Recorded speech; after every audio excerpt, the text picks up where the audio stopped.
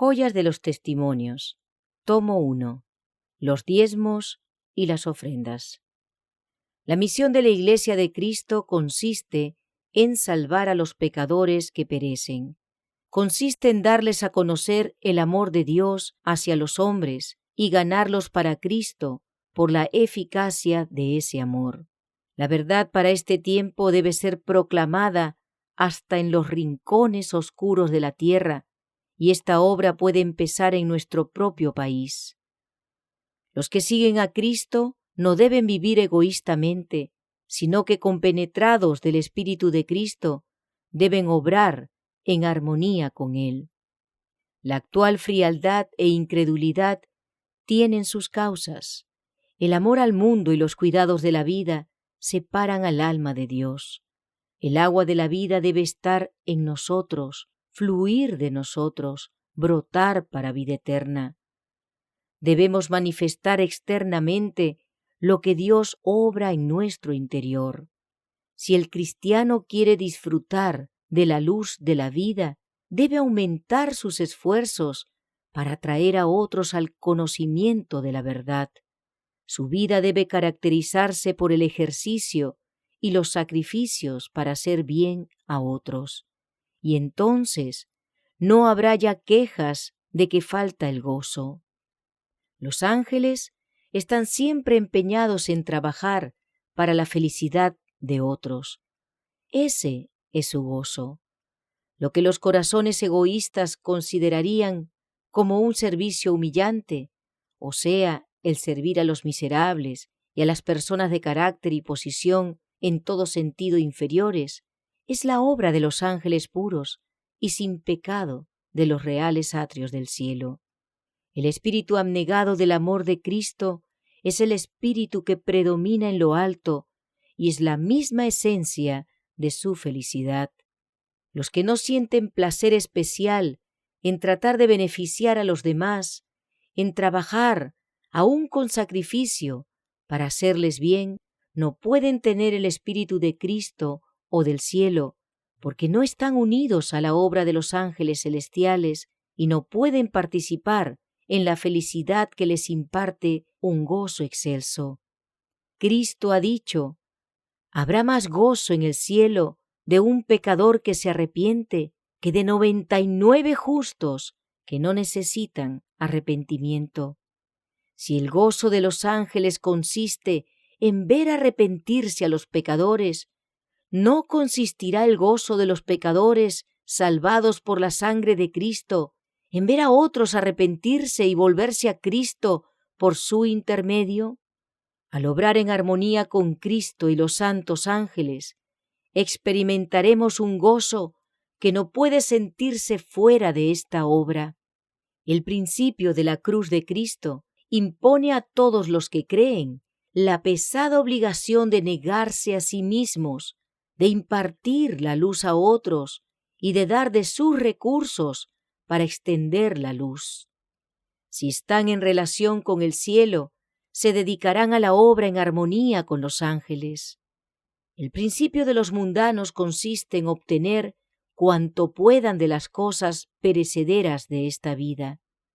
El egoísta amor a la ganancia es el principio que rige su vida, pero el gozo más puro no se encuentra en las riquezas ni donde la avaricia está siempre anhelando más, sino donde reina el contentamiento y donde el amor abnegado es el principio dirigente. Son millares los que pasan su vida en la sensualidad y cuyos corazones están llenos de quejas. Son víctimas del egoísmo y del descontento, mientras en vano se esfuerzan por satisfacer sus almas con la sensualidad. Pero la desdicha está estampada en sus mismos rostros, y detrás de ellos hay un desierto, porque su conducta no es fructífera en buenas obras.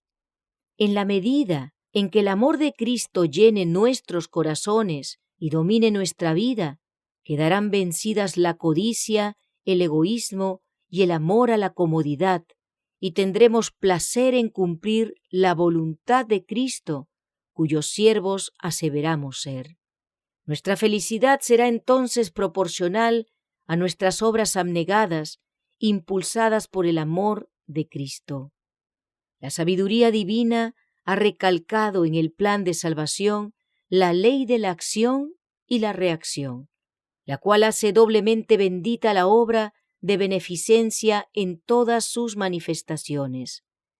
El que da a los menesterosos beneficia a los demás y se beneficia a sí mismo en un grado aún mayor. Dios podría haber alcanzado su objeto en la salvación de los pecadores sin la ayuda del hombre, pero él sabía que éste no podría ser feliz sin desempeñar en la gran obra una parte en la cual cultivara la abnegación y benevolencia. Para que el hombre no perdiese los bienaventurados resultados de la benevolencia, nuestro Redentor ideó el plan de alistarlo como colaborador suyo. Por un encadenamiento de circunstancias que exige manifestaciones de caridad, concede al hombre el mejor medio de cultivar la benevolencia y lo mantiene dando habitualmente para ayudar a los pobres y fomentar el adelanto de su causa. Envía a sus pobres como representantes suyos. Por las necesidades de estos últimos, un mundo arruinado está obteniendo de nosotros talentos, recursos e influencia destinados a presentar a los hombres la verdad por cuya falta perecen. En la medida en que atendemos estos pedidos mediante nuestro trabajo y generosidad, nos vamos asemejando a aquel que por nosotros se hizo pobre. Al impartir, beneficiamos a otros y así acumulamos verdaderas riquezas. Intereses mundanos y tesoros celestiales. Ha habido en la Iglesia una gran falta de generosidad cristiana. Los que estaban en la mejor posición para hacer progresar la causa de Dios han hecho poco. Dios ha atraído misericordiosamente a una clase de personas al conocimiento de la verdad para que apreciase el inestimable valor de ésta en comparación con los tesoros terrenales. Jesús les ha dicho: «Seguidme». Las está probando con una invitación a la cena que Él ha preparado. Observa para ver qué carácter adquirirán y si considerarán que sus propios intereses son de mayor valor que las riquezas eternas. Muchos de estos amados hermanos formulan, por medio de sus actos, las excusas mencionadas en la siguiente parábola. Él entonces le dijo: un hombre hizo una grande cena y convidó a muchos, y a la hora de la cena envió a su siervo a decir a los convidados: «Venid, que ya está todo aparejado». Y comenzaron todos a una a excusarse. El primero le dijo: «He comprado una hacienda y necesito salir y verla. Te ruego que me des por excusado». Y el otro dijo: «He comprado 5 yuntas de bueyes y voy a probarlos. Ruégote que me des por excusado». Y el otro dijo: «Acabo de casarme y por tanto no puedo ir». Y vuelto el siervo, hizo saber estas cosas a su señor. Entonces, enojado el padre de la familia, dijo a su siervo: «Ve presto por las plazas y por las calles de la ciudad, y mete acá los pobres, los mancos y cojos y ciegos». Esta parábola representa correctamente la condición de muchos de los que profesan creer la verdad presente. El Señor les ha enviado una invitación a venir a la cena que Él ha preparado para ellos con gran costo de su parte. Pero los intereses mundanales les parecen de mayor importancia que el tesoro celestial.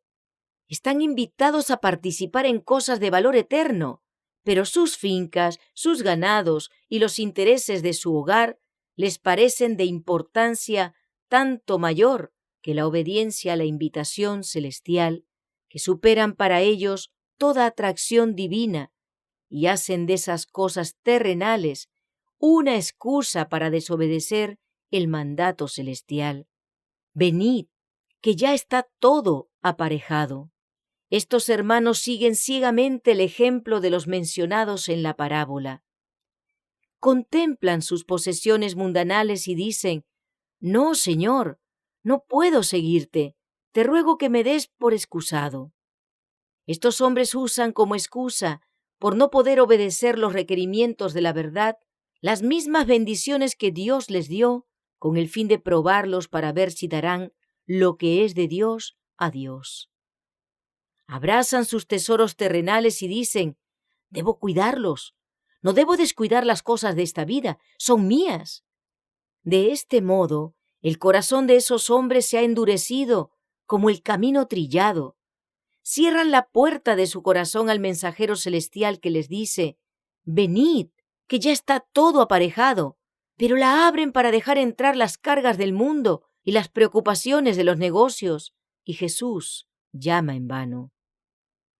El amargo yugo del egoísmo.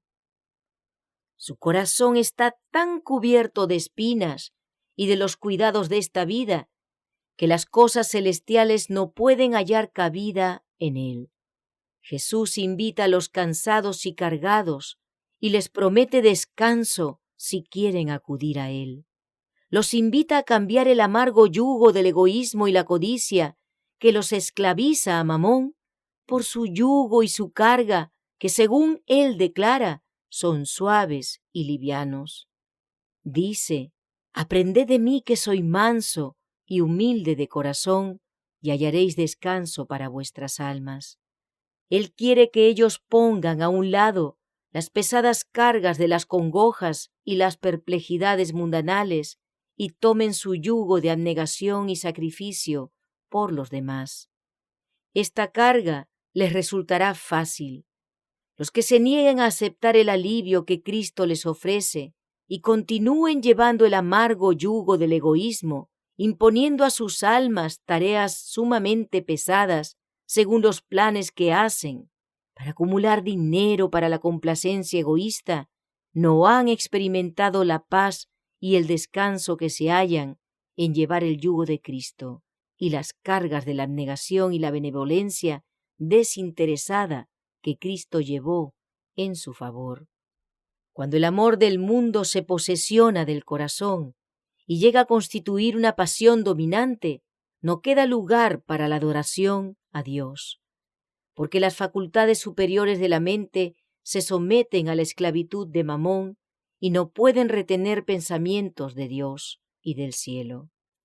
La mente pierde su recuerdo de Dios y se estrecha y atrofia por su afición a acumular dinero.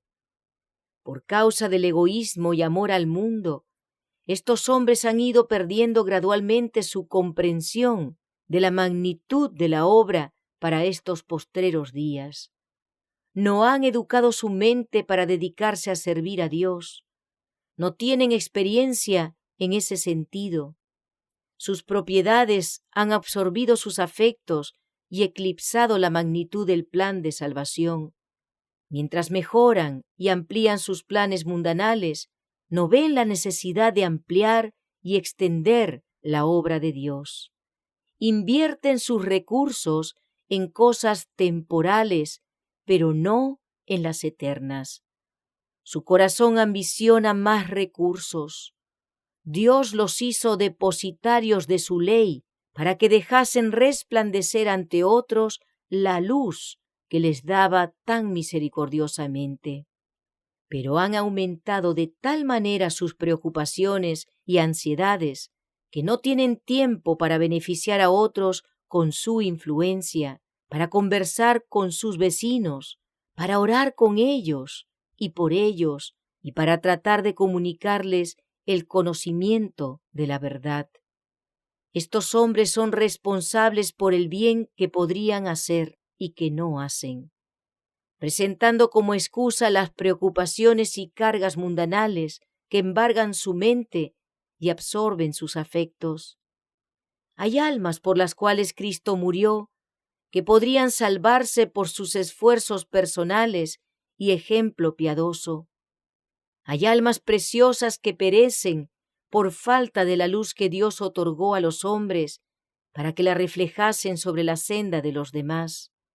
Pero la luz preciosa queda oculta bajo el almud y no alumbra a aquellos que están en la casa. La parábola de los talentos. Cada uno es mayordomo de Dios. A cada uno confió el Maestro sus recursos, pero el hombre afirma que estos recursos son suyos. Cristo dice: negociad entre tanto que vengo. Está acercándose el tiempo en que Cristo requerirá lo suyo con interés. Él dirá a cada uno de sus mayordomos: da cuenta de tu mayordomía.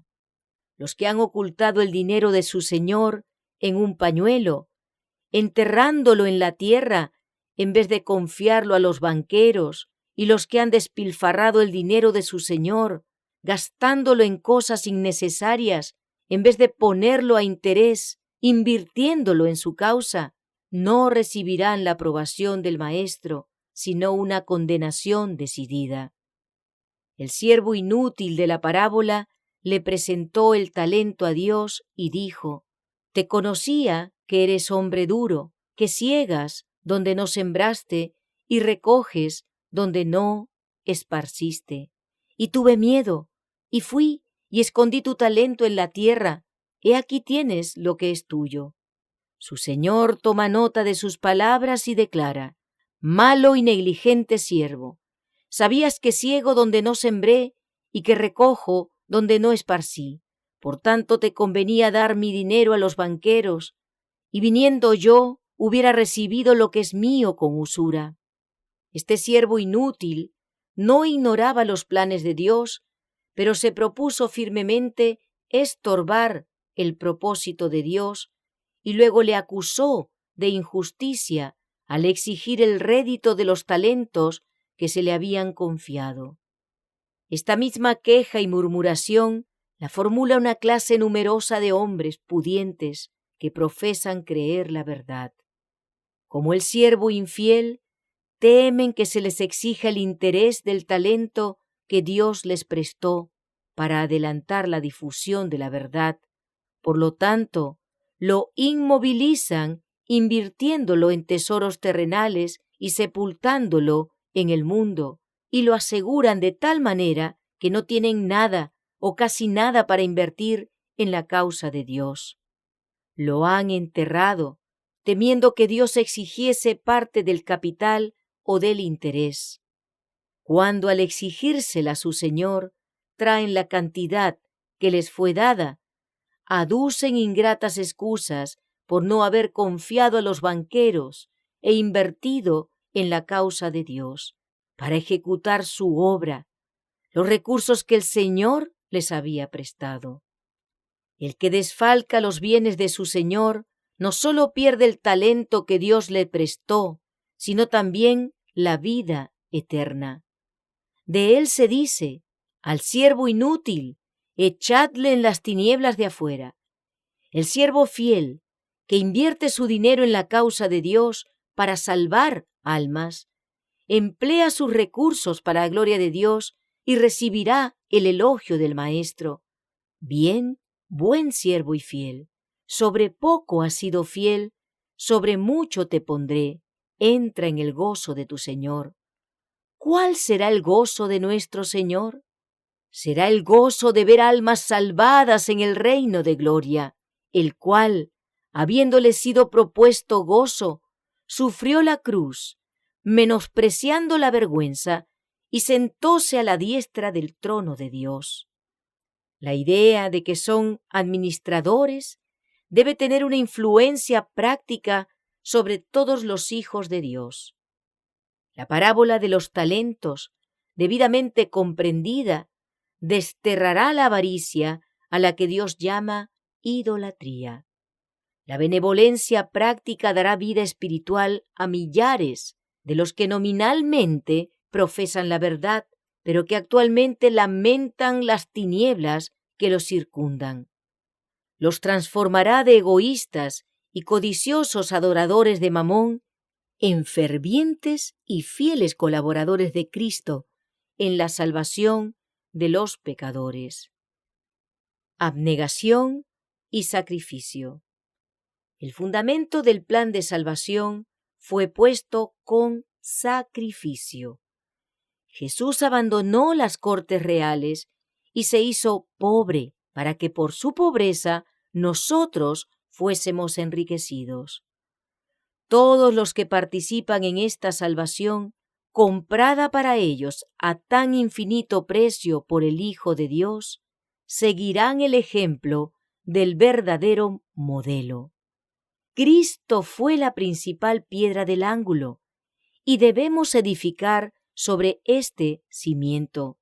Cada uno debe tener un espíritu de abnegación y sacrificio. La vida de Cristo en la tierra fue una vida de desinterés. Se distinguió por la humillación y el sacrificio. ¿Y podrán los hombres participantes de la gran salvación que Cristo vino a traerles del cielo negarse a seguir a su Señor y compartir su abnegación y sacrificio? Dice Cristo: yo soy la vid, vosotros los pámpanos. Todo pámpano que en mí no lleva fruto, le quitará, y todo aquel que lleva fruto, le limpiará, para que lleve más fruto. El mismo principio vital, la savia que fluye a través de la vid, nutre los pámpanos para que florezcan y lleven fruto. ¿Es el siervo mayor que su Señor? ¿Practicará el Redentor del mundo la abnegación y el sacrificio por nosotros, y los miembros del cuerpo de Cristo se entregarán a la complacencia propia? La abnegación es una condición esencial del discipulado. Entonces Jesús dijo a sus discípulos: si alguno quiere venir en pos de mí, niéguese a sí mismo y tome su cruz y sígame. Yo voy adelante en la senda de la abnegación. Nada requiero de vosotros, mis seguidores, sino aquello de lo cual yo, vuestro Señor, os he dado ejemplo en mi propia vida. El Salvador del mundo venció a Satanás en el desierto de la tentación. Venció para mostrar al hombre cómo puede vencer. Anunció en la sinagoga de Nazaret: el Espíritu del Señor es sobre mí, por cuanto me ha ungido para dar buenas nuevas a los pobres. Me ha enviado para sanar a los quebrantados de corazón, para pregonar a los cautivos libertad y a los ciegos vista, para poner en libertad a los quebrantados, para predicar el año agradable del Señor. La gran obra que Jesús anunció que había venido a hacer fue confiada a los que le siguen en la tierra. Cristo, como nuestra cabeza, nos guía en la gran obra de salvación y nos invita a seguir su ejemplo. Nos ha dado un mensaje mundial. Esta verdad debe extenderse a todas las naciones, lenguas y pueblos. El poder de Satanás debe ser desafiado y ser vencido por Cristo y también por sus discípulos. Una gran guerra debe reñirse contra las potestades de las tinieblas, y a fin de que esta obra se lleve a cabo con éxito, se requieren recursos. Dios no se propone enviarnos recursos directamente del cielo, sino que confía a las manos de sus seguidores talentos y recursos para que los usen con el fin de sostener esta guerra. El sistema del diezmo. Él ha dado a su pueblo un plan para obtener sumas suficientes con que financiar sus empresas. El plan de Dios en el sistema del diezmo es hermoso por su sencillez e igualdad. Todos pueden practicarlo con fe y valor porque es de origen divino. En él se combinan la sencillez y la utilidad y no requiere profundidad de conocimiento para comprenderlo y ejecutarlo. Todos pueden sentir que son capaces de hacer una parte para llevar a cabo la preciosa obra de salvación. Cada hombre, mujer y joven puede llegar a ser un tesorero del Señor, un agente para satisfacer las demandas de la tesorería. Dice el apóstol: cada uno de vosotros, aparte en su casa, guardando lo que por la bondad de Dios pudiere. Por este sistema se alcanzan grandes objetos. Si todos lo aceptasen, cada uno sería un vigilante y fiel tesorero de Dios, y no faltarían recursos para llevar a cabo la gran obra de proclamar el último mensaje de amonestación al mundo. La tesorería estará llena si todos adoptan este sistema, y los contribuyentes no serán más pobres por ello. Mediante cada inversión hecha, llegarán a estar más vinculados a la causa de la verdad presente. Estarán atesorando para sí buen fundamento para lo porvenir, a fin de que echen mano a la vida eterna. Al ver los que trabajan con perseverancia y sistemáticamente que sus generosos empeños tienden a alimentar el amor a Dios y a sus semejantes, y que sus esfuerzos personales extienden su esfera de utilidad, comprenderán que reporta una gran bendición el colaborar con Cristo. La Iglesia cristiana, por lo general, no reconoce el derecho de Dios de exigirle que dé ofrendas de las cosas que posee para sostener la guerra contra las tinieblas morales que inundan al mundo. Nunca podrá la causa de Dios progresar como debiera hacerlo antes que los seguidores de Cristo trabajen activa y celosamente. Cada miembro individual de la Iglesia debe sentir que la verdad que él profesa es una realidad y todos deben trabajar desinteresadamente. Algunos ricos se sienten inclinados a murmurar porque la obra de Dios se extiende y se necesita dinero. Dicen que no acaban nunca los pedidos de recursos y los motivos por solicitar ayuda se presentan uno tras otro. A los tales queremos decir que esperamos que la causa de Dios se extienda de tal manera que haya mayores ocasiones y pedidos más frecuentes y urgentes de que la tesorería supla lo necesario para proseguir la obra. Si el plan de la benevolencia sistemática fuese adoptado por cada persona y llevado plenamente a cabo, habría una constante provisión en la tesorería. Los ingresos afluirían como una corriente constantemente alimentada por rebosantes fuentes de generosidad. El dar ofrendas es una parte de la religión evangélica. ¿Acaso la consideración del precio infinito pagado por nuestra redención no nos impone solemnes obligaciones pecuniarias, así como el deber de consagrar todas nuestras facultades a la obra del Maestro? Tendremos una deuda que saldar con el Maestro antes de mucho cuando Él diga: da cuenta de tu mayordomía. Si los hombres prefieren poner a un lado los derechos de Dios y retener egoístamente todo lo que Él les da, Él callará por el momento y continuará probándolos con frecuencia, aumentando sus bendiciones, dejando que éstas continúen fluyendo. Y aquellos hombres seguirán tal vez recibiendo honores de sus semejantes, sin que la Iglesia los censure, pero antes de mucho Dios les dirá: da cuenta de tu mayordomía. Dice Cristo: en cuanto no lo hicisteis a uno de estos pequeñitos, ni a mí lo hicisteis.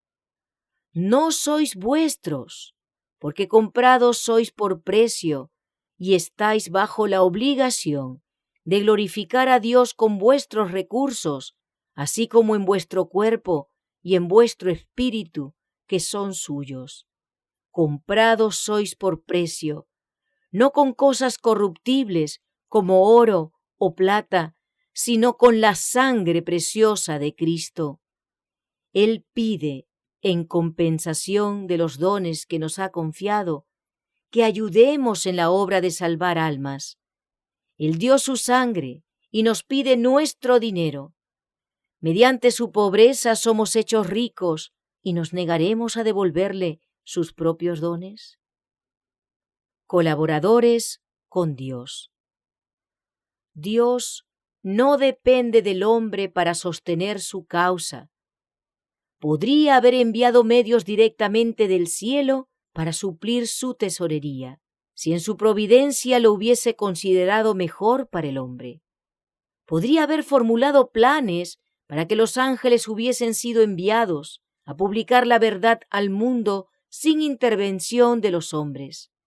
Podría haber escrito las verdades en el firmamento y haber dejado que éste declarase al mundo sus requerimientos en caracteres vivos.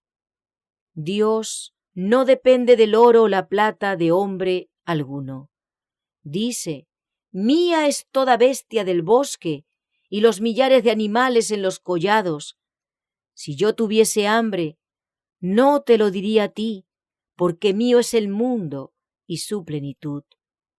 Cualquier necesidad que intervengamos en el adelantamiento de la causa de Dios ha sido ordenada a propósito para nuestro bien. Él nos ha honrado haciéndonos colaboradores suyos.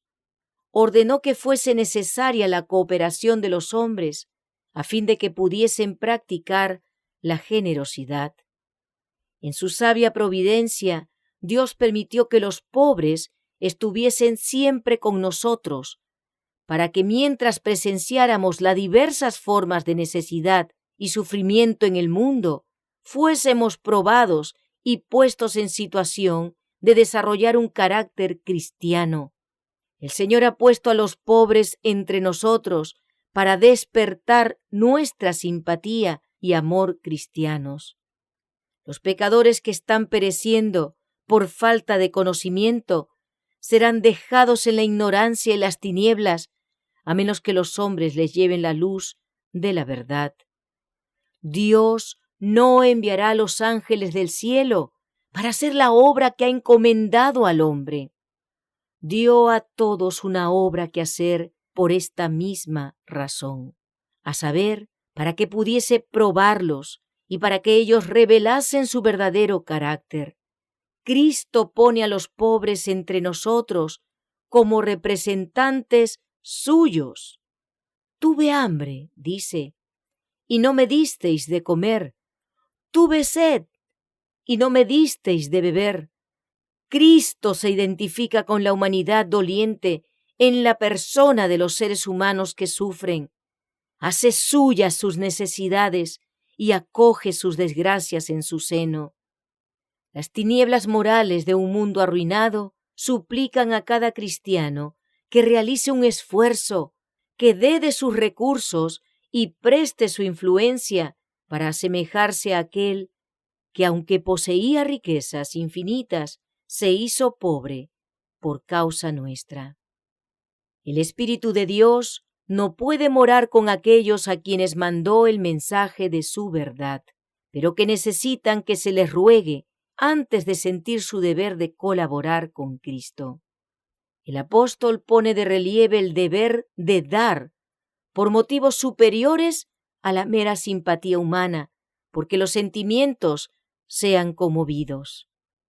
Da realce al principio de que debemos trabajar abnegadamente y con sinceridad para gloria de Dios. Las Escrituras requieren de los cristianos que participen en un plan de activa generosidad que les haga manifestar constantemente interés en la salvación de sus semejantes. La ley moral ordenaba la observancia del sábado, que no era una carga, excepto cuando esa ley era transgredida y los hombres se veían sujetos a las penalidades que entrañaba su violación. Igualmente, el sistema del diezmo no era una carga para aquellos que no se apartaban del plan. El sistema ordenado a los hebreos no ha sido abrogado ni reducido su vigor por aquel que lo ideó. En vez de carecer de fuerza ahora, tiene que practicarse más plena y extensamente, puesto que la salvación por Cristo debe ser proclamada con mayor plenitud en la era cristiana.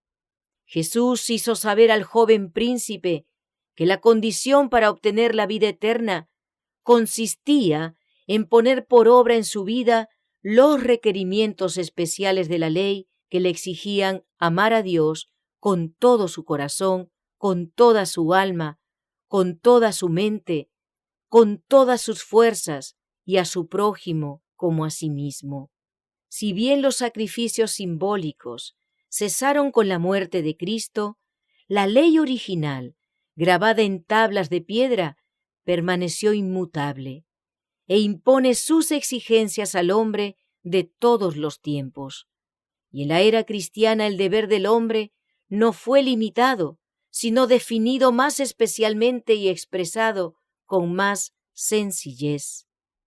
El Evangelio, para extenderse y ampliarse, requería mayores provisiones para sostener la guerra después de la muerte de Cristo, y esto hizo que la ley de dar ofrendas fuese una necesidad más apremiante que bajo el gobierno hebreo. Dios no requiere menos ahora, sino mayores dones que en cualquier otro período de la historia del mundo. El principio trazado por Cristo es que los dones y ofrendas deben ser proporcionales a la luz y bendiciones que se han disfrutado. Él dijo, porque a cualquiera que fue dado mucho, mucho será vuelto a demandar de él. Los primeros discípulos respondían a las bendiciones de la era cristiana mediante obras de caridad y benevolencia.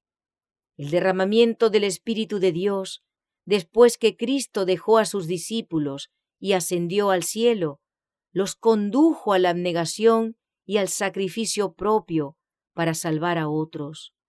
Cuando los santos pobres de Jerusalén se hallaban en angustia, Pablo escribió a los cristianos gentiles acerca de las obras de benevolencia y dijo: por tanto, como en todo abundáis, en fe y en palabra y en ciencia y en toda solicitud y en vuestro amor para con nosotros, que también abundéis en esta gracia. Aquí la generosidad es puesta al lado de la fe, del amor y de la diligencia cristiana. Los que piensan que pueden ser buenos cristianos y a la vez cerrar sus oídos y corazones a los llamados que Dios dirige a su liberalidad, están terriblemente engañados. Hay quienes profesan tener gran amor por la verdad y por lo menos de palabra tienen interés en verla adelantar, pero no hacen nada para ello. La fe de los tales es muerta. No se perfecciona por las obras. El Señor no cometió nunca el error de convertir a un alma y dejarla bajo el poder de la avaricia. Desde el tiempo de Adán. El sistema del diezmo se remonta hasta más allá del tiempo de Moisés. Ya en los días de Adán se requería de los hombres que ofreciesen a Dios donativos de índole religiosa, es decir, antes que el sistema fuese dado a Moisés en forma definida. Al cumplir lo requerido por Dios, debían manifestar mediante sus ofrendas aprecio por las misericordias y las bendiciones de Dios para con ellos. Esto continuó durante las generaciones sucesivas y fue practicado por Abraham, quien dio diezmos a Melquisedec, sacerdote del Altísimo. El mismo principio existía en los días de Job.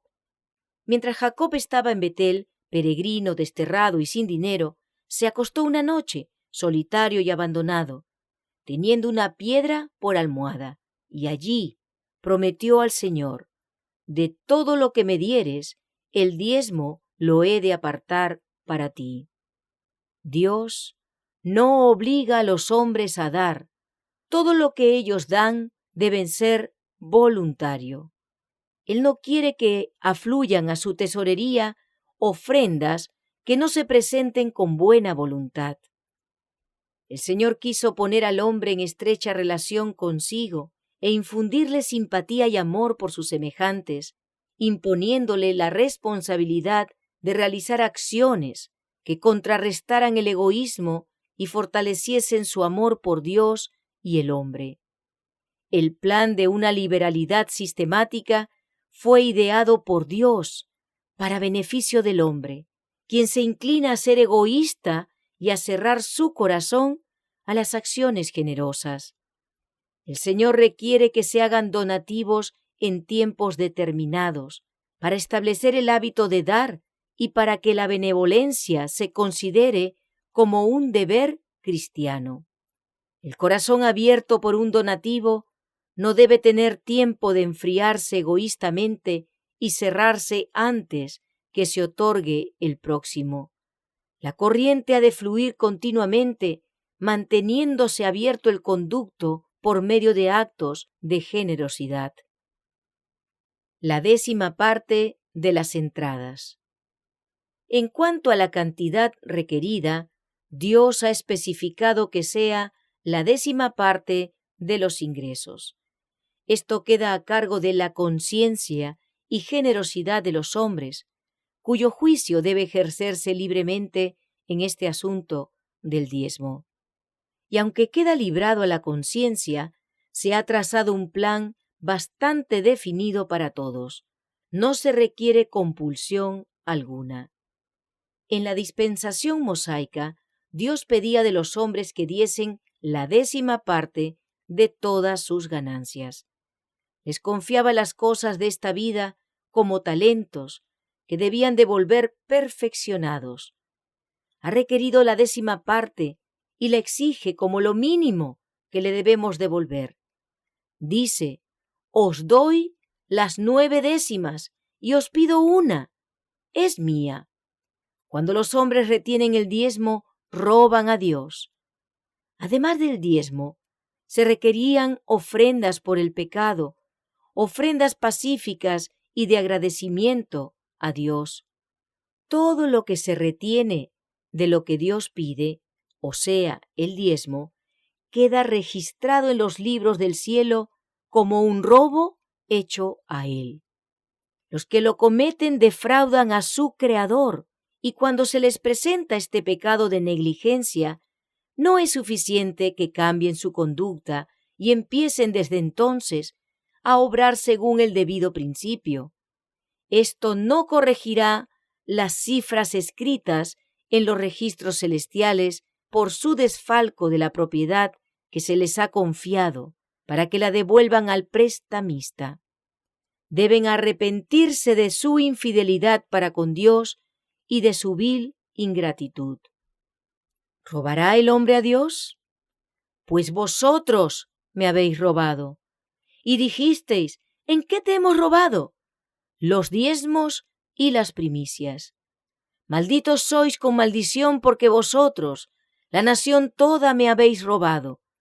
Traed todos los diezmos al alfolí, y haya alimento en mi casa, y probadme ahora en esto, dice Jehová de los ejércitos, si no os abriré las ventanas de los cielos, y vaciaré sobre vosotros bendición, hasta que sobreabunde. Aquí se promete que si se traen todos los diezmos al alfolí, Dios derramará su bendición sobre los obedientes. Increparé también por vosotros al devorador, y no os corromperá el fruto de la tierra, ni vuestra vida en el campo abortará, dice Jehová de los ejércitos. Y todas las gentes os dirán bienaventurados, porque seréis tierra deseable, dice Jehová de los ejércitos. Si todos los que profesan la verdad cumplen con los requerimientos de Dios en cuanto a dar el diezmo, que Dios llama suyo, la tesorería estará ampliamente provista para llevar a cabo la gran obra de salvar a los hombres. Dios da al hombre los 9 décimos, mientras reclama un décimo para fines sagrados, así como dio al hombre 6 días para su trabajo, y se reservó y puso aparte el 7º día para sí, porque como el sábado, el diezmo de las entradas es sagrado. Dios se lo ha reservado. Él llevará a cabo su obra en la tierra con las entradas procedentes de los recursos que confió al hombre. Dios exigía que su antiguo pueblo asistiera a 3 asambleas anualmente. 3 veces cada un año parecerá todo varón tuyo delante de Jehová tu Dios en el lugar que Él escogiere, en la solemnidad de los ácimos, y en la solemnidad de las semanas, y en la solemnidad de las cabañas. Y no parecerá vacío delante de Jehová, cada uno con el don de su mano, conforme a la bendición de Jehová tu Dios que te hubiere dado. Nada menos que una 3ª parte de sus entradas se consagraba a fines sagrados y religiosos. Cuando quiera que los hijos de Dios, en cualquier época de la historia del mundo, ejecutaron alegre y voluntariamente el plan de la benevolencia sistemática y de los dones y ofrendas, han visto cumplirse la permanente promesa de que la prosperidad acompañaría todas sus labores en la misma proporción en que le obedeciesen. Siempre que reconocieron los derechos de Dios y cumplieron con sus requerimientos, honrándole con su sustancia, sus alfolíes rebosaron. Pero cuando robaron a Dios en los diezmos y las ofrendas, tuvieron que darse cuenta de que no solo le estaban robando a Él, sino que se defraudaban a sí mismos, porque Él limitaba las bendiciones que les concedía en la proporción en que ellos limitaban las ofrendas que le llevaban. No es carga gravosa. Algunos dirán que esta es una de las leyes rigurosas que pesaban sobre los hebreos. Pero esta no era una carga para el corazón voluntario que manifestaba amor a Dios. Únicamente cuando la naturaleza egoísta se fortalecía por la retención de aquellos recursos, el hombre perdía de vista lo eterno y estimaba los tesoros terrenales más que las almas. El Israel de Dios de estos últimos tiempos tiene necesidades aún más urgentes que el de antaño. Debe realizarse una obra grande e importante en breve tiempo. Nunca fue el propósito de Dios que la ley del sistema del diezmo no rigiese entre su pueblo, sino que al contrario, quiso que el espíritu de sacrificio se ampliase y profundizase para la obra final. No se debe hacer de la benevolencia sistemática una compulsión sistemática. Lo que Dios considera aceptable son las ofrendas voluntarias. La verdadera generosidad cristiana brota del principio del amor agradecido. El amor a Cristo no puede existir sin que se manifieste en forma proporcional hacia aquellos a quienes Él vino a redimir. El amor a Cristo debe ser el principio dominante del ser, que rija todas las emociones y todas las energías. El amor redentor debe despertar todo el tierno afecto y la devoción abnegada que pueda existir en el corazón del hombre. Cuando tal sea el caso, no se necesitarán llamados conmovedores para quebrantar su egoísmo, ni despertar sus simpatías dormidas para arrancar ofrendas en favor de la preciosa causa de la verdad. Jesús nos compró a un precio infinito. Toda nuestra capacidad y nuestra influencia pertenecen en verdad a nuestro Salvador y deben ser dedicadas a su servicio. Consagrándoselas manifestamos nuestra gratitud por haber sido redimidos de la esclavitud del pecado por la preciosa sangre de Cristo. Nuestro Salvador está siempre obrando por nosotros. Ascendió al cielo e intercede en favor de los rescatados por su sangre. Intercede delante de su Padre y presenta las agonías de la crucifixión. Alza sus manos heridas e intercede por su iglesia para que sea guardada de caer en la tentación. Si nuestra percepción fuese avivada hasta poder comprender esta maravillosa obra del Salvador en pro de nuestra salvación, ardería en todo corazón un amor profundo y ardiente. Entonces nuestra apatía y fría indiferencia nos alarmarían. Una devoción y generosidad absolutas, impulsadas por un amor agradecido, impartirán a la más pequeña ofrenda, al sacrificio voluntario, una fragancia divina que hará inestimable el don. Pero después de haber entregado voluntariamente a nuestro Redentor todo lo que podemos darle, por valioso que sea para nosotros, si consideramos nuestra deuda de gratitud a Dios tal cual es en realidad, todo lo que podamos haber ofrecido nos parecerá muy insignificante y pobre.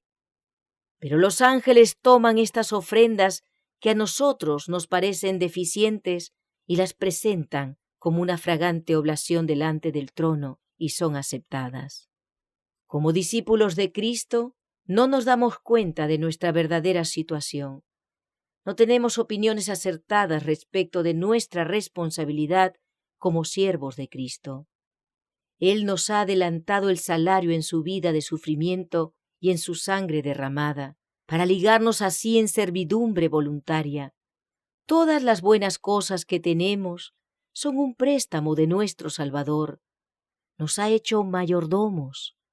Nuestras ofrendas más ínfimas, nuestros servicios más humildes, presentados con fe y amor, pueden ser dones consagrados para salvar almas en el servicio del Maestro y para promover su gloria.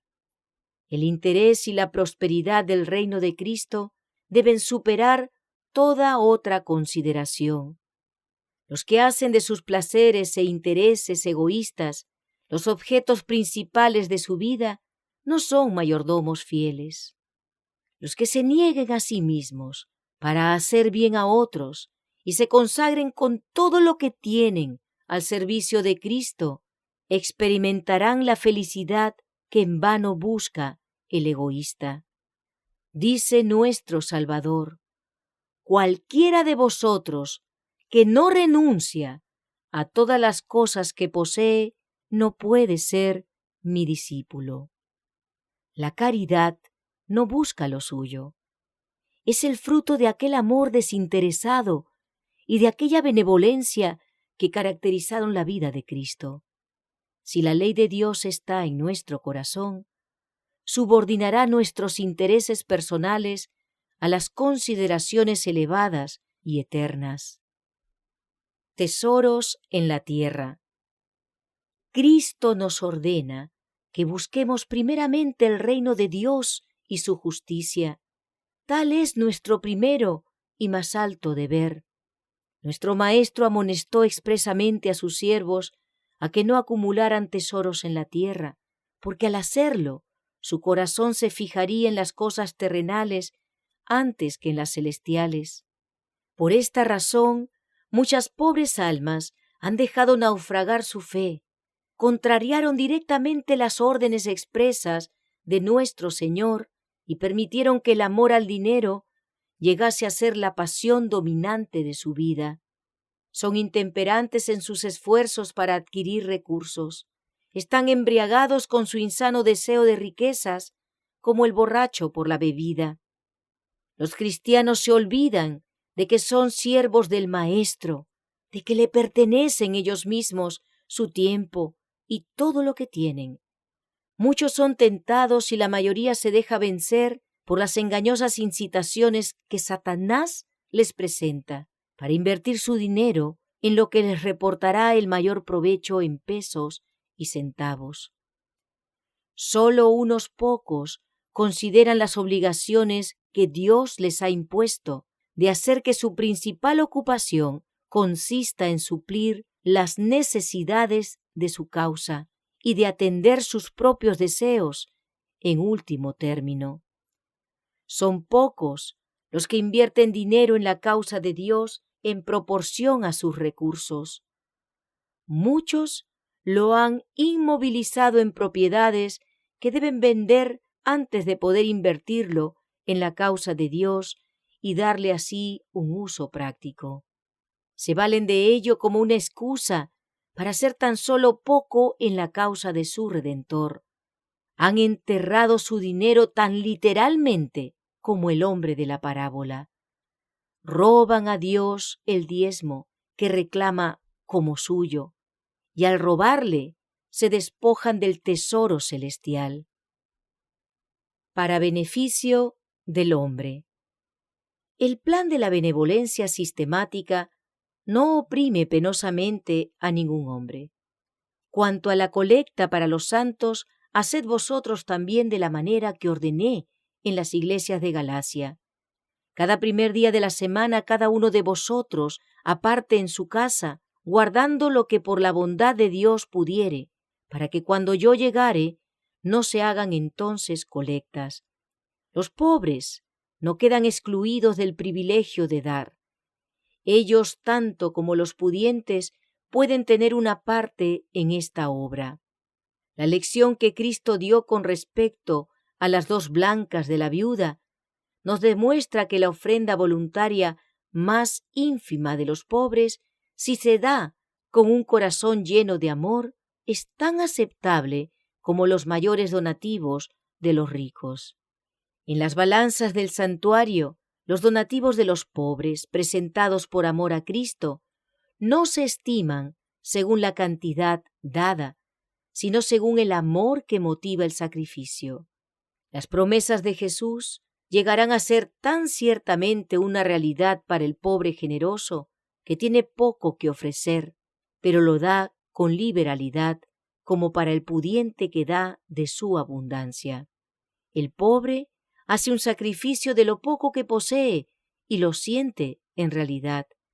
Se niega algunas de las cosas que necesita para su comodidad, mientras que el rico da de su abundancia y no siente ninguna necesidad. No se niega nada de lo que realmente le hace falta. Por lo tanto, tiene la ofrenda del pobre un carácter sagrado que no se encuentra en la ofrenda del rico, porque éste da de su abundancia. La providencia de Dios organizó todo el plan de la benevolencia sistemática para beneficio del hombre. Su providencia nunca se paraliza. Si los siervos de Dios entran por las puertas que Él les abre, todos trabajarán activamente. Los que retienen lo que pertenece a la tesorería de Dios y acumulan sus recursos para sus hijos, ponen en peligro el interés espiritual de estos últimos. Ponen su propiedad, que es una piedra de tropiezo para ellos, en el camino de sus hijos, para que también tropiecen con ella para perdición. Muchos cometen una gran equivocación respecto de las cosas de esta vida. Economizan, privándose a sí mismos y a otros del bien que podrían recibir por el uso correcto de los medios que Dios le ha prestado, y se tornan egoístas y avarientos. Descuidan sus intereses espirituales y su desarrollo religioso se atrofia, todo por el afán de acumular riquezas que no pueden usar. Dejan su propiedad a sus hijos y en 9 casos de cada 10 es para sus herederos una maldición aún mayor de lo que ha sido para ellos. Los hijos confiados en las propiedades de sus padres con frecuencia no alcanzan a tener éxito en esta vida y generalmente fracasan completamente en lo que respecta a obtener la vida venidera. El mejor legado que los padres pueden dejar a sus hijos es un conocimiento del trabajo útil y el ejemplo de una vida caracterizada por la benevolencia desinteresada.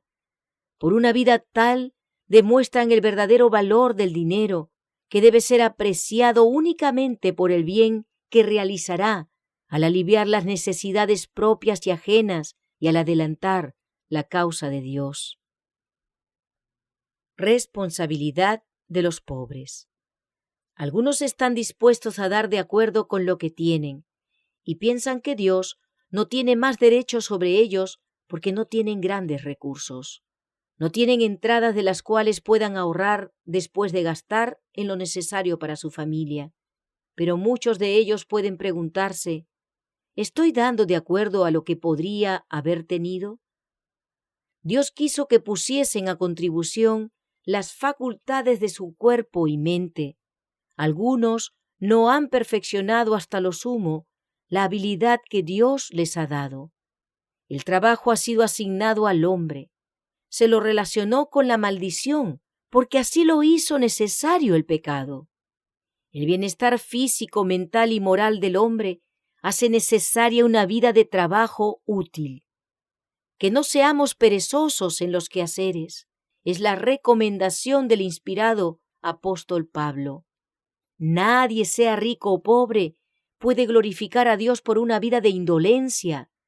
Todo el capital que tienen muchos pobres está constituido por su tiempo y su fuerza física, y con frecuencia los malgastan por amor a la comodidad y a la indolencia negligente, de manera que no tienen nada que llevarle a su Señor en diezmos y ofrendas.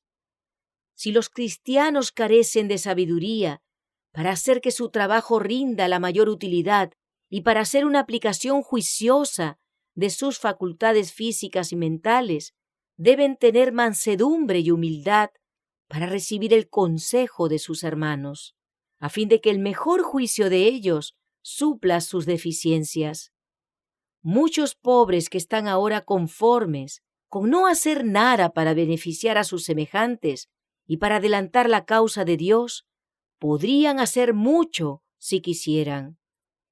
Ellos son responsables delante de Dios por su capital de fuerza física, tanto como el rico lo es por su capital de dinero. Algunos que debieran hacer ingresar recursos en la tesorería de Dios, quieren recibir de ella. Hay quienes son pobres ahora y podrían mejorar su condición por un empleo juicioso de su tiempo, evitando las especulaciones, como la explotación de patentes de invención, y refrenando su inclinación a confiar en tales especulaciones para obtener recursos de una manera más fácil que por el trabajo paciente y perseverante. Si los que han tenido éxito en la vida estuviesen dispuestos a recibir instrucción, podrían adquirir hábitos de abnegación y economía estricta y tener la satisfacción de ser dispensadores de caridad en vez de receptores de ella. Hay muchos siervos perezosos. Si hiciesen cuanto está a su alcance, experimentarían una bendición tan grande al ayudar a otros que en realidad se darían cuenta de que más bienaventurada cosa es dar que recibir. Debidamente dirigida, la generosidad ejercita las energías mentales y morales de los hombres y los incita a una acción muy saludable para beneficiar a los necesitados y adelantar la causa de Dios. Si los que tienen recursos se dieran cuenta de que son responsables delante de Dios de cada peso que gastan, sus supuestas necesidades serían mucho menores. Si la conciencia estuviese despierta, testificaría contra los inútiles gastos para satisfacer el apetito, el orgullo, la vanidad, el amor a las diversiones, y reprocharía el despilfarro del dinero del Señor que debiera haberse dedicado a su causa. Pronto los que malgastan los bienes de su Señor tendrán que darle cuenta de su conducta. Si los que profesan ser cristianos usasen menos de su fortuna para adornar su cuerpo y hermosear sus propias casas, y en sus mesas hubiese menos lujos extravagantes y malsanos, podrían colocar sumas mucho mayores en la tesorería del Señor. Imitarían así a su Redentor, quien dejó el cielo, sus riquezas y su gloria, y por amor de nosotros se hizo pobre, a fin de que pudiésemos tener las riquezas eternas. Si somos demasiado pobres para devolver fielmente a Dios los diezmos que Él requiere, somos ciertamente demasiado pobres para vestirnos costosamente y comer con lujo, porque malgastamos así el dinero de nuestro Señor en cosas perjudiciales para agradarnos y glorificarnos a nosotros mismos. Debemos inquirir diligentemente: ¿qué tesoro nos hemos asegurado en el reino de los cielos? ¿Somos ricos para con Dios? Un consejo a los ricos.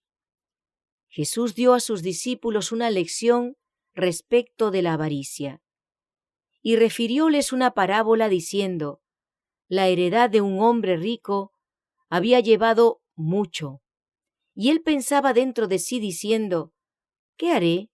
Porque no tengo dónde juntar mis frutos.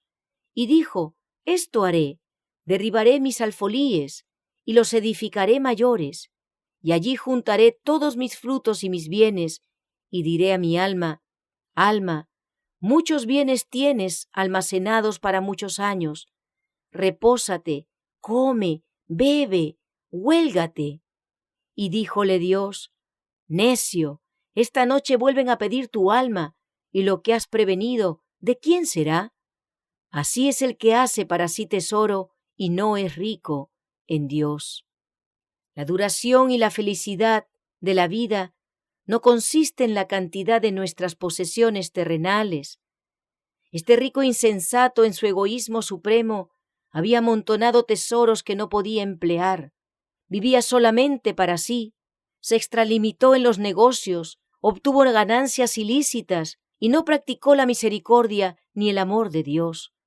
Robó a los huérfanos y a las viudas, o defraudó a sus semejantes para aumentar su creciente reserva de bienes mundanales. Podía haberse hecho tesoros en los cielos, en bolsas que no envejecen, pero por su avaricia perdió ambos mundos. Los que humildemente usan para gloria de Dios los recursos que Él les ha confiado, recibirán antes de mucho su tesoro de la mano del Maestro, con la bendición: bien, buen siervo y fiel, entra en el gozo de tu Señor. Cuando consideramos el sacrificio hecho para la salvación de los hombres, nos embarga el asombro.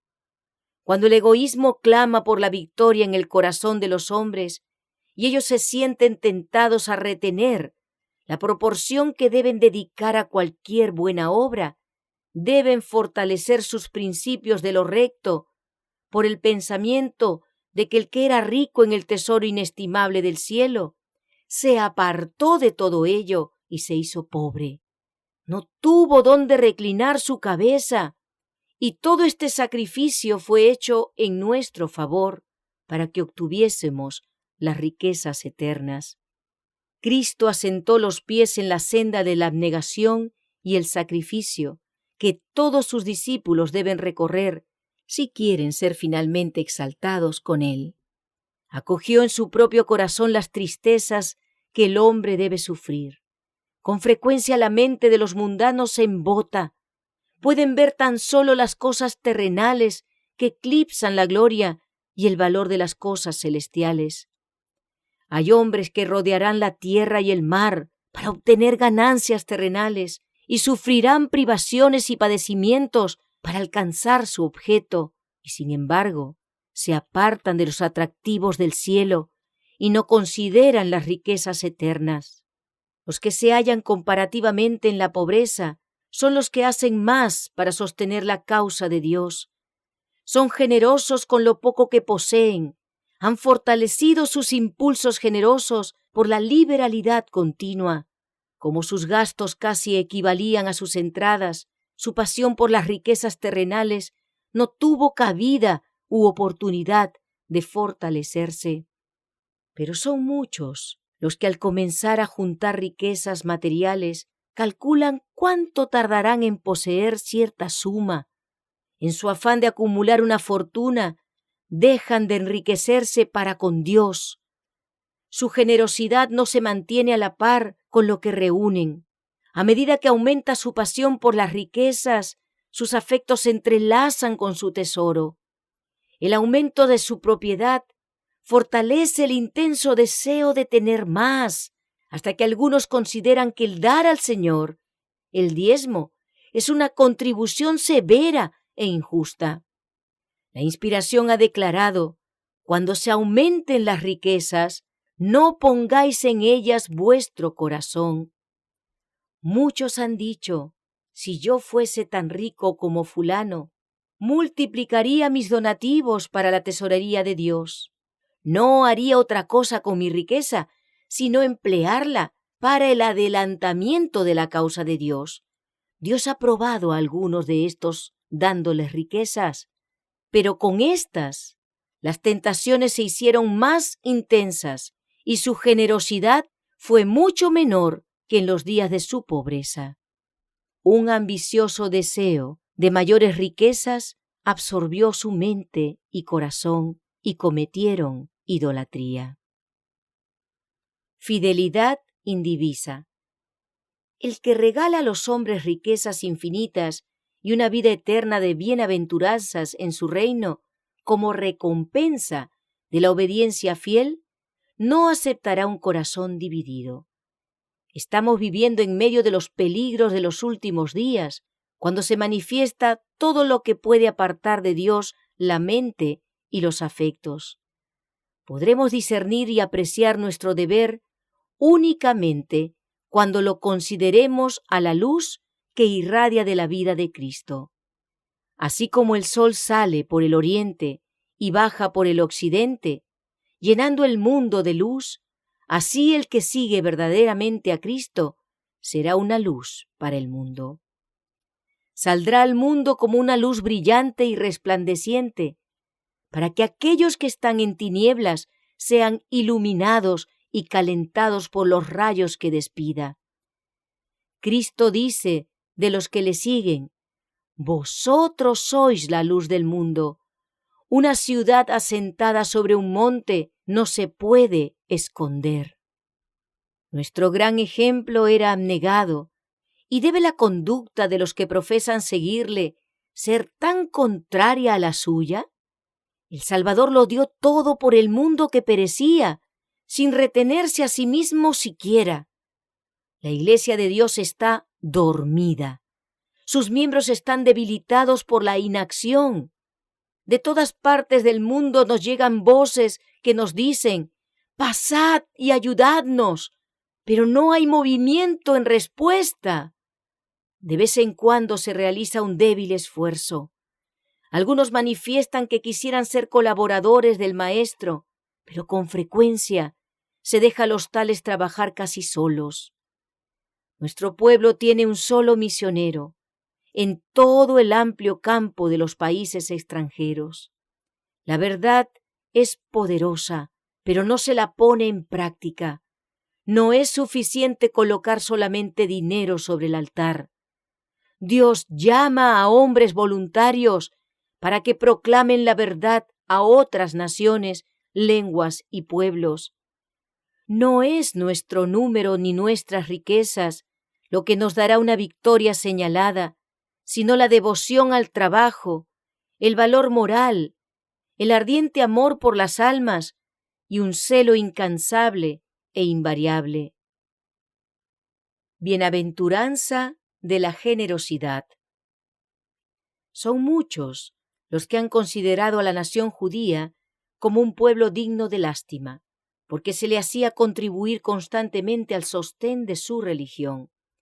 Pero Dios, quien creó al hombre y le proveyó todas las bendiciones de que goza, sabía lo que era mejor para él, y por su bendición hacía que las 9 décimas fueran para los judíos de más valor que la cantidad entera sin su bendición.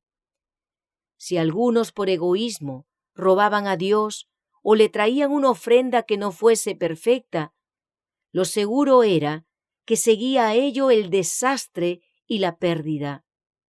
Dios lee los motivos del corazón, conoce los propósitos de los hombres y los recompensará a su debido tiempo, según lo hayan merecido. El sistema especial del diezmo se fundaba en un principio que es tan duradero como la ley de Dios. Este sistema del diezmo era una bendición para los judíos. De lo contrario, Dios no se lo hubiera dado. Así también será una bendición para los que lo practiquen hasta el fin del tiempo. Nuestro Padre Celestial no creó el plan de la benevolencia sistemática para enriquecerse, sino para que fuese una gran bendición para el hombre. Vio que este sistema de beneficencia era precisamente lo que el hombre necesitaba. Aquellas iglesias que son más sistemáticas y generosas en sostener la causa de Dios son las más prósperas espiritualmente. La verdadera generosidad del que sigue a Cristo identifica su interés con el Maestro. En el trato de Dios con los judíos y con su pueblo hasta el fin del tiempo, Él requiere una benevolencia sistemática en proporción a las entradas. El plan de salvación fue basado en el infinito sacrificio del Hijo de Dios. La luz del Evangelio, que irradia de la cruz de Cristo, reprende el egoísmo y estimula la generosidad. No es de lamentar que aumente los pedidos de recursos. En su providencia, Dios invita a su pueblo a que salga de su limitada esfera de acción para emprender mayores cosas. En este tiempo en que las tinieblas morales están cubriendo el mundo, se necesitan esfuerzos ilimitados. La mundanalidad y la avaricia están royendo las vísceras de los hijos de Dios. Deben comprender que su misericordia es la que multiplica las demandas de recursos. El ángel de Dios coloca los actos generosos al lado de la oración. Le dijo a Cornelio: tus oraciones y tus limosnas han subido en memoria a la presencia de Dios. En sus enseñanzas, Cristo dijo: pues, si en las malas riquezas no fuisteis fieles, ¿quién os confiará lo verdadero? La salud y la prosperidad espiritual de la Iglesia dependen en extenso grado de su benevolencia sistemática. Es como la corriente sanguínea que debe fluir por todo el ser, vivificando todo miembro del cuerpo. Aumenta el amor por las almas de nuestros semejantes, porque por la abnegación y el sacrificio propio somos puestos en más estrecha relación con Cristo, quien por nosotros se hizo pobre. Cuanto más invirtamos en la causa de Dios para ayudar en la salvación de las almas, tanto más se les acercará nuestro corazón. Si nuestro número fuese reducido a la mitad de lo que es, pero todos trabajasen con devoción, tendríamos un poder que haría temblar al mundo. A los que trabajan activamente, Cristo ha dirigido estas palabras: He aquí, yo estoy con vosotros todos los días hasta el fin del mundo. A todo el mundo. Encontraremos oposición proveniente de motivos egoístas, del fanatismo y del prejuicio, pero con valor indómito y fe viva debemos sembrar junto a todas las aguas. Los agentes de Satanás son formidables. Debemos hacerles frente y combatirlos. Nuestras labores no se han de limitar a nuestro propio país. El campo es el mundo, la mies está madura. La orden dada por Cristo a los discípulos antes de ascender fue: id por todo el mundo, predicad el Evangelio a toda criatura. Nos sentimos profundamente apenados al ver a algunos de nuestros predicadores que se limitan a trabajar por las iglesias, haciendo aparentemente algunos esfuerzos, pero casi sin obtener resultado por sus labores. El campo es el mundo. Salgan a un mundo incrédulo y trabajen para convertir las almas a la verdad. Indicamos a nuestros hermanos y hermanas el ejemplo de Abraham, quien subió al monte Moria para ofrecer a su único hijo a la orden de Dios. Esto era obediencia y sacrificio. Moisés se encontraba en las cortes reales y tenía delante de sí la perspectiva de una corona, pero se apartó de este soborno tentador y rehusó ser llamado hijo de la hija de Faraón, escogiendo antes ser afligido con el pueblo de Dios que gozar de comodidades temporales de pecado, teniendo por mayores riquezas el vituperio de Cristo que los tesoros de los egipcios. Los apóstoles no contaban su vida por preciosa y se regocijaban de ser tenidos por dignos de sufrir oprobio por el nombre de Cristo. Pablo y Silas sufrieron la pérdida de todo. Fueron azotados y arrojados brutalmente al frío piso de una mazmorra en una posición muy dolorosa, con los pies elevados y sujetos en el cepo. ¿Llegaron protestas y quejas a los oídos del carcelero? ¡Oh, no! Desde el interior de la cárcel se elevaron voces que rompían el silencio de la noche con cantos de gozo y alabanza a Dios. Animaba a estos discípulos un profundo y ferviente amor por la causa de su Redentor, en favor de la cual sufrían. En la medida en que la verdad de Dios llene nuestro corazón, absorba nuestros afectos y rija nuestra vida, tendremos por gozo el sufrir por la verdad. Ni las paredes de la cárcel, ni la hoguera del martirio podrán entonces dominarnos ni poner obstáculo a la gran obra. Ven, oh alma mía, al Calvario. Observa la humilde vida del Hijo de Dios. Él fue varón de dolores, experimentado en quebranto. Contempla su ignominia, su agonía en el Getsemaní, y aprende lo que es abnegación. ¿Estamos padeciendo necesidad?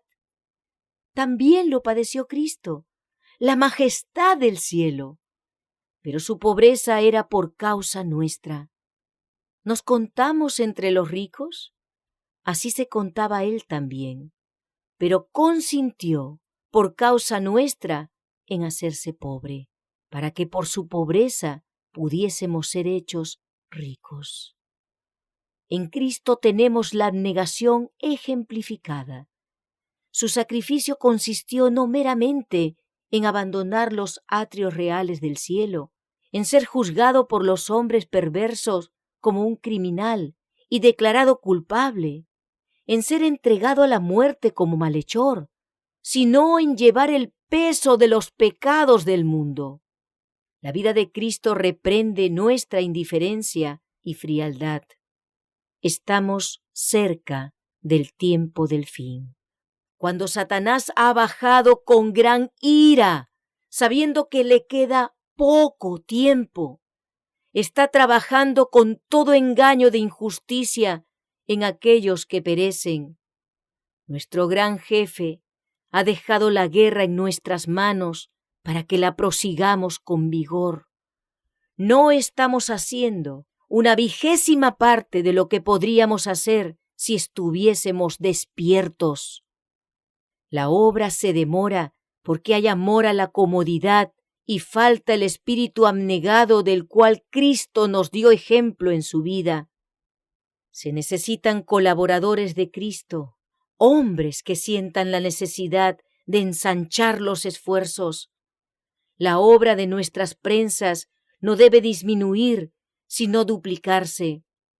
Deben establecerse escuelas en diferentes lugares para educar a nuestra juventud y prepararla para trabajar a fin de que la verdad progrese. Ya se ha malgastado muchísimo tiempo y los ángeles llevan al cielo el registro de nuestra negligencia. Nuestra condición letárgica y nuestra falta de consagración nos han hecho perder preciosas oportunidades que Dios nos envió en las personas que estaban capacitadas para ayudarnos en nuestra actual necesidad. ¡Oh, cuánto necesitamos nuestra Ana Moore para ayudarnos en este tiempo a alcanzar otras naciones! Su extenso conocimiento de los campos misioneros nos daría acceso a los que hablan otros idiomas y a quienes no podemos acercarnos ahora. Dios trajo este don a nuestro medio para hacer frente a nuestra emergencia actual, pero no apreciamos el don y nos los quitó. Ella descansa de sus labores, pero sus obras de abnegación la siguen. Es deplorable que nuestra obra misionera quede rezagada por falta del conocimiento necesario para lograr acceso a las diferentes naciones y localidades de la gran mies mundial. Sentimos angustia de espíritu porque hemos perdido algunos de los dones que podríamos tener ahora si hubiésemos estado despiertos. Se ha impedido a los obreros que penetrasen en la ya blanca mies. Incumbe a los hijos de Dios humillar su corazón delante de Él y en la más profunda humillación rogar al Señor que perdone nuestra apatía y complacencia egoísta y borre el vergonzoso registro de los deberes descuidados y privilegios dejados sin aprovechar. En la contemplación de la cruz del Calvario, el verdadero cristiano abandonará la idea de restringir sus ofrendas a lo que no le cuesta nada y oirá en sonidos como de trompeta: «Ve, trabaja en mi viña, pronto podrás descansar». Cuando Jesús estaba por ascender al cielo, señaló los campos de la mies y dijo a sus seguidores: «Id por todo el mundo, predicad el Evangelio. De gracia recibisteis, dad de gracia». ¿Nos negaremos a nosotros mismos para que se pueda recoger la mies que se pierde? Dios pide talentos de influencia y recursos. ¿Nos negaremos a obedecer? Nuestro Padre Celestial concede dones y solicita que le sea devuelta una porción para probarnos si somos dignos de recibir el don de la vida eterna. Las ofrendas de los niños pueden ser aceptables y gratas a Dios. De acuerdo con el espíritu que impulsa a los donativos, será el valor de la ofrenda. Los pobres, al seguir la regla del apóstol de apartar una pequeña suma cada semana, ayudan a llenar la tesorería y sus dones son completamente aceptables para Dios, porque ellos hacen sacrificios tan grandes y aún más grandes que sus hermanos ricos. El plan de benevolencia sistemática guardará a toda familia contra las tentaciones de gastar recursos en cosas inútiles y beneficiará especialmente a los ricos al evitar